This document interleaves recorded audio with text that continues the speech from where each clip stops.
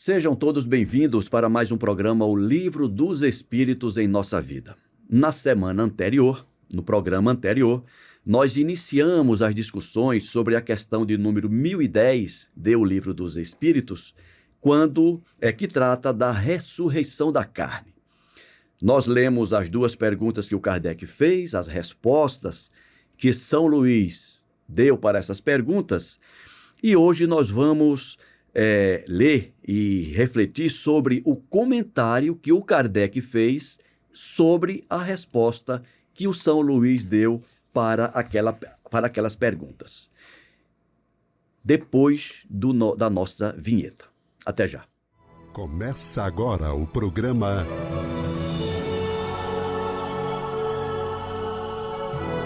O Livro dos Espíritos em Nossa Vida. Almeida, aqui estamos para dar continuidade ao estudo da questão 1010, Almeida, sobre ressurreição da carne e reencarnação. Seja bem-vindo. Obrigado, gente. Obrigado, Ricardo. É uma alegria estar aqui com vocês para a gente poder ler, poder refletir, poder juntos conversar sobre esse tema tão polêmico, né? Não tem maneira diferente de dizer que é a reencarnação, ressurreição da carne, como é que esses conceitos dialogam na eternidade. Estamos aí há milhares de anos discutindo isso e precisamos pensar muito. Forte abraço.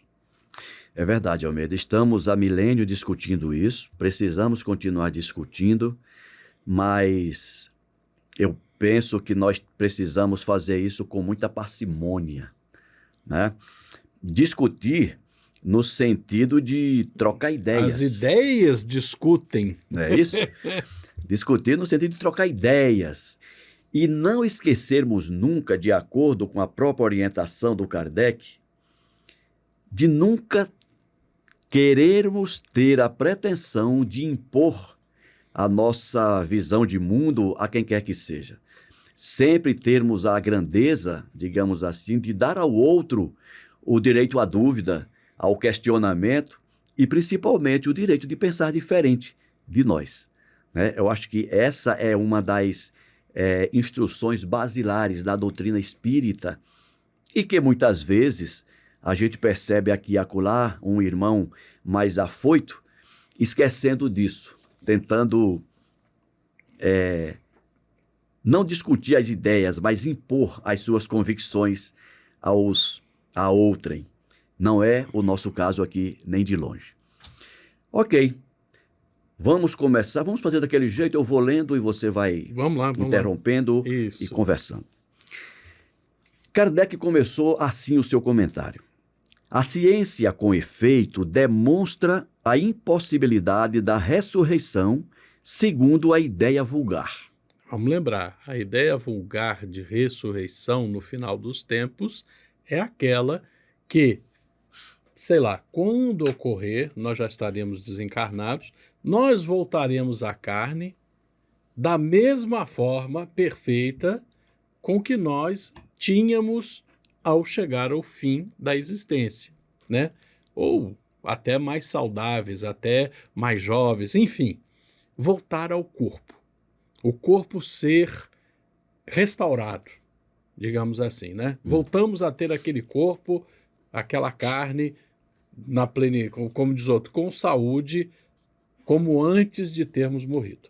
Enfim, é isso. Essa é a ideia vulgar. Ressurgir da terra, aquilo que foi enterrado, retomar a sua plenitude física e continuar a viver. Para ser julgado. Para ser julgado. Isso. Essa é a ideia vulgar de isso. Ressurreição, que Kardec se refere. Uhum. Se os restos do corpo humano permanecessem homogêneos, fossem dispersos e reduzidos a pó, se conceberia ainda a reunião em um momento dado. Mas as coisas não se passam assim. O corpo é formado de elementos diversos, como oxigênio, hidrogênio, azoto, carbono, etc. Para quem estranhar a palavra azoto, é nitrogênio. Pela decomposição, esses elementos se dispersam para servir na formação de novos corpos, de tal sorte que a mesma molécula de carbono, por exemplo, entrará na composição de vários milhares de corpos diferentes. Não falamos senão de corpos humanos, sem contar o dos animais. Pois é, conforme a gente colocou semana passada. Não estou lembrando Né? disso, você comentou. Uma molécula de carbono que hoje compõe o meu corpo, né? Em algum momento é retirada, né? Seja pelo sistema excretor, seja pela respiração, E né? pela própria decomposição do corpo depois do Depois desencarne. de morto, ela sai.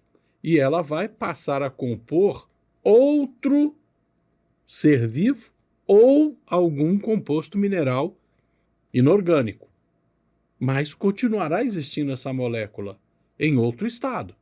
E vai sendo transformada e vai sendo novamente sintetizada em um outro corpo físico e assim por diante. Ou seja, nós temos um planeta Terra que tem aproximadamente 4,5 bilhões de anos. Uma molécula de carbono já esteve lá nos fundos da crosta, veio para aqui para cima, fez parte de alguma bactéria, transformou-se em alguma alga, ficou muito tempo no oceano, passou para um réptil, veio para a terra, até chegar num hominídeo, um dia chegou em mim. Mas ela continua existindo. O meu corpo um dia volta ao pó. Né? Mas essa molécula continua, é o que o Kardec está colocando aqui. É verdade. Refresque a minha memória, você que é mais afeito a esse tipo de conhecimento. Algum ponto da ciência, da física, se refere a um momento em que os elementos químicos deixam de existir? Olha, Existe isso? Olha, se você conseguir uma fornalha atômica, né? Um átomo, uma molécula de hidrogênio, ela pode deixar de existir, sumir? Pode. Ela sumir não, ela se transforma. Ainda eu queria chegar. Que lá Quem no foi Sol- que disse? Lavoisier. Lavoisier, né? Lavoisier. Nada se cria, tudo se transforma. Tudo se transforma. Em termos de vida biológica, há um processo de transformação permanente, mas os elementos Continua que ali. compõem são os mesmos, né? O carbono que anima hoje, que alimenta hoje o corpo do Almeida, como ele disse, estou apenas repetindo, já foi elemento constitutivo do corpo de um peixe, de um dinossauro, sei lá, de uma ameba. Uma ameba. Mas é que É alguém ainda pode colocar, não, mas uma transformação nuclear. Sim.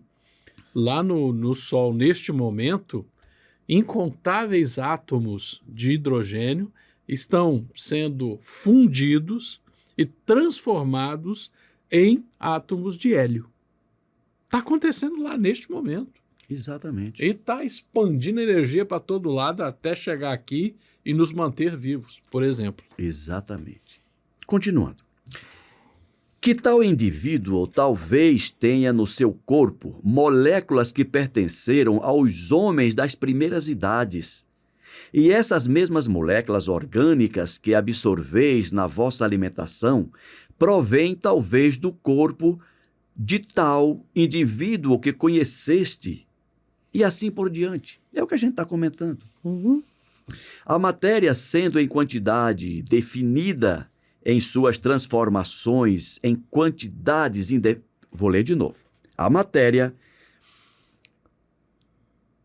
sendo em quantidade definida e suas transformações em quantidades infinitas, como cada um desses corpos poderia se reconstruir dos mesmos elementos. É aquela coisa. A gente não sabe o número de átomos de carbono que existem no planeta Terra. Talvez alguém saiba. Mas é um fato que é um estoque limitado. O número é enorme, gigantesco, mas não é infinito. Agora, o número de transformações que essas moléculas de carbono, apenas para manter o nosso exemplo, são submetidas e podem ser submetidas, E suscetíveis de sofrerem. Isso é infinito. São combinações infinitas. Combinações infinitas. O nitrogênio, que está aqui 79%, já foi inspirado e expirado um monte de vezes por um monte de formas de vida no planeta Terra. Em alguns casos, ele foi capturado no subsolo e passou a fazer parte de algum composto nitrogenado sólido e alimentou alguém. E foi excretado. E pode ter sido excretado pela respiração, pode ter sido excretado para o solo. A gente não sabe. Continuando. Há nisso uma impossibilidade material. Ou seja, é uma impossibilidade matemática, né? Matemática, acreditar que a mesma molécula só fez parte de um único corpo, de um único ser humano. Essa é a lógica daqui. Não se pode, pois, racionalmente admitir a ressurreição da carne, senão como uma figura simbolizando o fenômeno da reencarnação. E, nesse caso, não há nada que choque a razão, nada que esteja em contradição com os dados da ciência. E é o que a gente estava falando semana passada. Eu, admitindo a multiplicidade das existências na carne, eu já estive habitando vários corpos. A minha essência vem sendo aperfeiçoada, aprimorada em cada uma dessas existências. Mas a minha essência é a minha essência, ela está em contínuo progresso. O corpo é um hoje, outro amanhã, outro e vamos que vamos. Continua. E isso não tem nada de ilógico. Né? Ou como diria Raulzito, né? Eu prefiro ser essa metamorfose ambulante do que ter aquela velha opinião formada sobre tudo. Mas caramba, eu estou sempre me transformando, eu estou me transformando.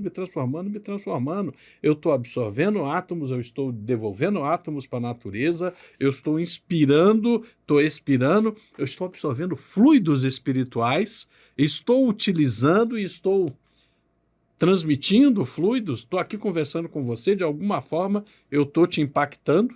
Exatamente. Né? E estamos trocando ideias, e nas ideias também tem movimentação energética, e a gente continua, isso não tem nada de lógico. Você pode até não aceitar, mas tem uma lógica para isso. Isso. É verdade que, segundo o dogma, essa ressurreição não deve ter lugar senão no fim dos tempos, enquanto que, segundo a doutrina espírita, ela ocorre todos os dias. Mas não há ainda nesse quadro do julgamento final uma grande e bela figura que esconde sob o véu da alegoria uma dessas verdades imutáveis que não encontrará mais cético quando for restabelecida em sua verdadeira significação? Que se queira bem meditar a teoria espírita sobre o futuro das almas e sua sorte depois das diferentes provas que elas devem suportar, e se verá que, à exceção da simultaneidade, o julgamento que condena ou que as absolve não é uma ficção, assim como pensam os incrédulos. Interessante isso aqui, né? O que ele está colocando aqui? Aquilo que se entende como final dos tempos, o julgamento de certo e errado, de condenação ou de absolvição, a doutrina espírita diz, espera aí, a tua consciência o tempo todo está te examinando. Está te julgando. Está te julgando. Te condenando e te absolvendo. O tempo todo nós estamos vivenciando isso dentro da nossa psique. O tempo todo. Ou seja, essa imagem do julgamento é uma alegoria interessante para a gente aprender que existe isso. É importante. Tem um valor pedagógico. Agora, tem que ser colocado na devida escala. O tempo todo eu estou vivendo o meu julgamento. O tempo todo. essa questão do símbolo, do simbólico, como é importante para a Olha, compreensão, né, olha, eu rapaz? aconselho os irmãos aí a assistirem Álvaro Mordecai. Tem alguns vídeos interessantíssimos. Você assistiu, né, que eu te enviei. Foi. E é interessante que ele descreve numa entrevista que ele concedeu recentemente que nós no Ocidente temos um pensamento muito técnico, muito objetivo, muito exato. Nós perdemos a capacidade de perceber o valor da alegoria. E Jung gostava muito, né? Estou lembrando, tem um livro do Jung que é O Mitos. Homem e Seus Símbolos. Símbolos. O Homem e Seus Símbolos. E é um livro de fácil leitura, tá? Não exige grandes conhecimentos prévios para entender. A importância do símbolo, né? O simbólico é presente em nossa vida o tempo todo.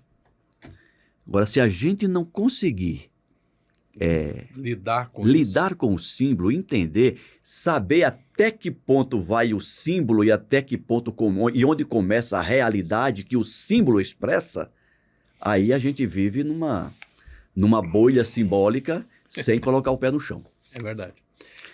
Como diz o outro, nem tanto ao mar, nem tanto à terra, né? Nem tanto ao mar, nem tanto à terra. Não é O isso? símbolo tem seu valor, a objetividade tem seu valor, e eles dialogam para a gente compreender o real. Exatamente. E essa questão, você lembrou ao vídeo, o simbólico, ele é ocidental, greco-romana. O método oriental é parabólico, Ah, sim, bem colocado. Muito que é das obrigado. parábolas, né? O oriental fala por parábola e depois precisam ser interpretadas. É uma linguagem mais figurada. mais figurada. O pensamento greco-romano é quem traz para o Ocidente a linguagem simbólica. Vamos em frente? Vamos lá.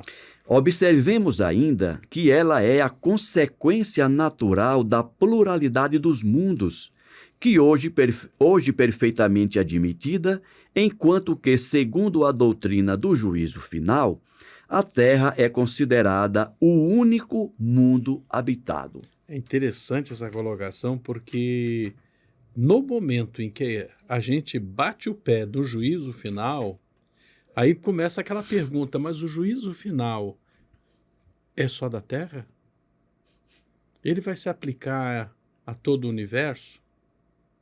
Né? É complexo. É complexo. É complexo, Almeida.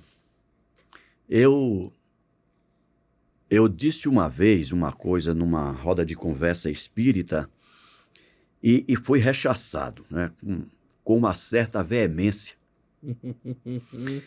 Quando eu disse que a doutrina espírita está longe de nos ter revelado tudo sobre a nossa realidade existencial enquanto espíritos imortais.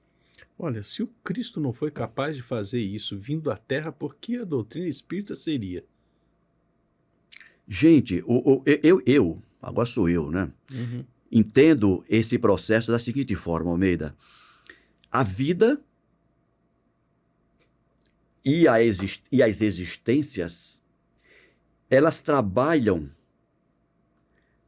seguindo uma lógica pedagógica tão profunda que nós estamos longe de compreender essa lógica. Olha só, a gente está aqui discutindo e sabendo que algum dia alguma pessoa vai nos ouvir nesse programa e vai nos taxar de loucos. Uhum. Alguém vai dizer, esses espíritas são malucos. Como é que eles pensam disso? Esse negócio de reencarnação, isso não existe. Tem gente que está firmemente confiante nisso. Nós entendemos dessa forma. Quando a gente para pensar na informação que os espíritos nos trouxeram, de que os mundos também têm o seu processo de evolução, quando Kardec fez aquela classificação meramente didática dos mundos em 5 níveis, né? Você colocou muito bem colocada essa questão. Há coisas no Livro dos Espíritos que o Kardec, antes de apresentar, ele diz isso, exatamente isso. Olha, para melhorar o entendimento, vamos entender que existem classes de espíritos. Exato. E as pessoas ficam decorando. Aí acha que é só aquilo, É difícil. não é? É a velha... Porque se você é um espírito zombeteiro, você não pode ser um espírito fofoqueiro. É sempre zombeteiro, né? Ai. Então, quando ele classifica os mundos em 5, né? E diz que nós estamos num planeta de segundo nível, provas e expiações, apenas saídos do primeiro nível, que é o primitivo. Sim.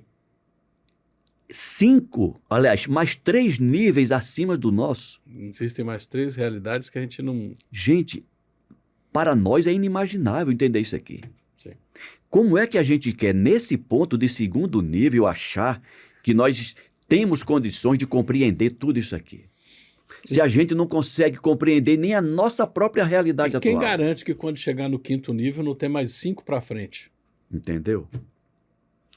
Então, quando nós estudar não é no sentido de ler, decorar e dizer, não, foi isso que o Kardec falou. Estudar no sentido de pensar, refletir, de se permitir, inclusive, questionar. Mas vem cá, São Luís falou isso aqui, mas será que ele era tudo o que ele tinha para dizer? Será que ele não disse aqui apenas uma parte da grande verdade? Será que São Luís não imprimiu aqui nas suas respostas a mesma lógica da pergunta, se não me engano, a pergunta 23? Não me recordo. Que inicialmente Kardec perguntou o que é Deus, mas na frente o Kardec pergunta, podemos conhecer a essência de Deus? Ou é a 13? Não lembro, Almeida. E os espíritos disseram, não, vocês não têm condições, faltam-lhes instrumentos para isso, vocês não têm condições de entender isso. Né? Então, se em muitos momentos os espíritos deram uma segurada na busca do Kardec pela verdade, pelo fato de a gente não estar pronto ainda, eu quero crer que em muitos outros momentos de O Livro dos Espíritos e de outras comunicações espirituais, a lógica foi repetida. Nós estamos longe, muito longe de querer aprender tudo isso.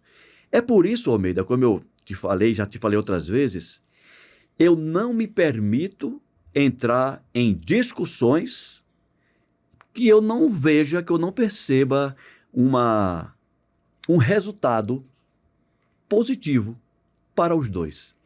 Eu prefiro dizer o seguinte, olha, eu acredito em reencarnação, e você?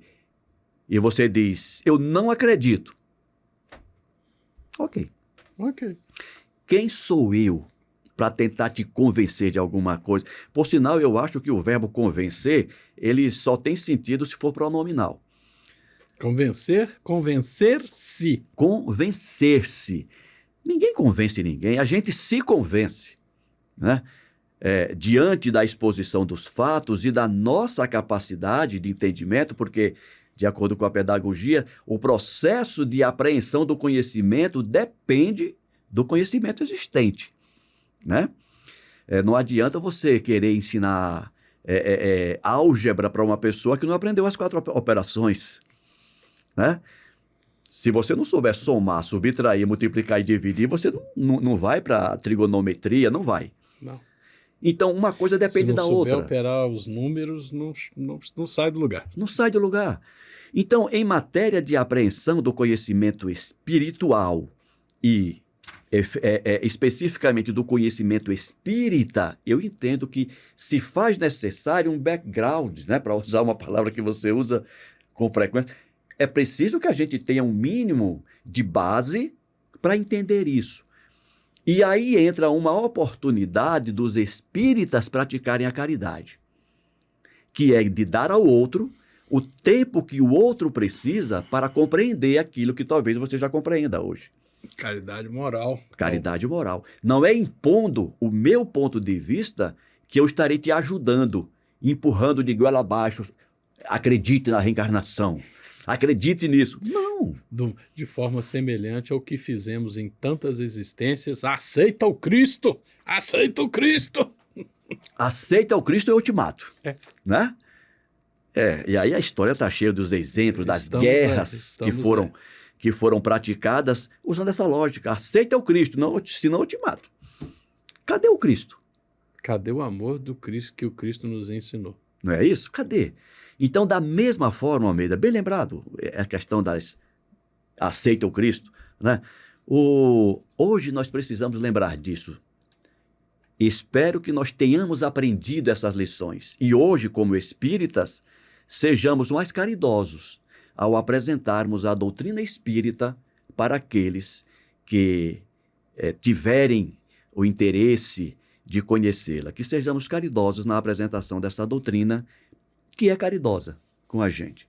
Nós é que, muitas vezes, movidos pela nossa vaidade e outras coisas mais, a gente se arvora ao direito de saber tudo e de impor isso sobre alguém.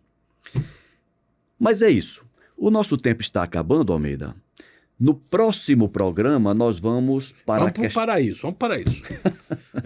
Será a questão 1011, que fala do paraíso, mas também tem o inferno e o purgatório, tá? Vamos falar de paraíso, inferno e purgatório. Mas tudo isso no próximo programa. Muito obrigado, Almeida. Obrigado, Ricardo. Obrigado à companhia de cada um de vocês. Espero que tenham gostado. Se gostaram, deixem um like. Não gostaram, dislike. Mas digam, acima de tudo, o que vocês não gostaram. Esse programa não é para mim, não é para o Ricardo.